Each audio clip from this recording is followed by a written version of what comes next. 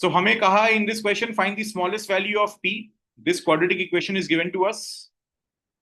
और इन्होंने कहा है सिर्फ कौन सा रूट्स का है? Real roots. हमने आज क्लास में बताया what is the condition for real roots. क्या बताया? Discriminant greater than equal to zero.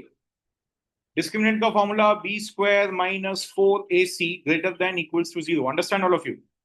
फिर से हम क्या करेंगे? एबीसी को जज करेंगे। What is a in this equation? 1। B का मतलब क्या है? Everything in front of x. ये पूरा पैरामीटर बी बन जाएगा। What is this? -2 into p plus 1। And c का value independent term without x कौन है? P square. Identifying this correctly completes 50% of your task. इसके बाद क्या करना है? सब्स्टिट्यूट करना है। देखो बी स्क्वायर मैं क्लियरली पुट करूंगा। बी का वैल्यू क्या है? -2 p plus 1 whole square. Justified? -4 into a value is 1 and what is c value? p square.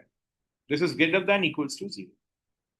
हमें सबको ये समझ में आना चाहिए कि ग्रेटर देन इक्वल टू 0 क्यों हुआ? क्योंकि कंडीशन क्या दिया हुआ है? Real roots. हमने बताया था रियल रूट्स कब कब होता है? एक डिस्क्रिमिनेंट इक्वल टू 0 पे भी होता है और डिस्क्रिमिनेंट ग्रेटर देन 0 पे भी होता है।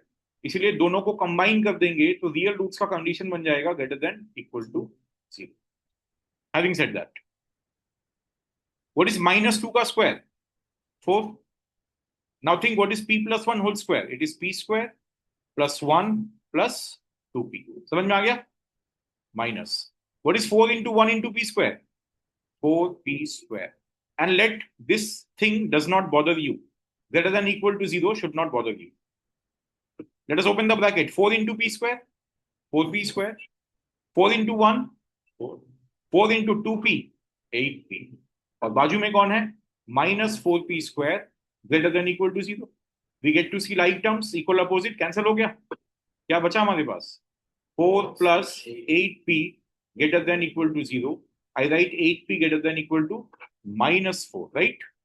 4 shifts to that side, -4. So what is p greater than equal to?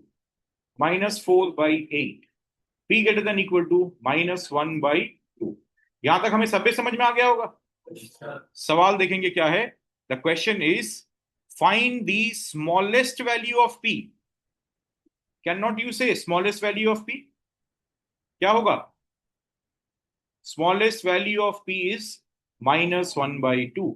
क्योंकि ये आंसर हमें क्या बता रहा है? जो हमारा अभी कंडीशन आया इसने कहा है -1 या उससे ज्यादा। -1 या उससे ज्यादा तो मिनिमम वैल्यू क्या होगा? -1/2।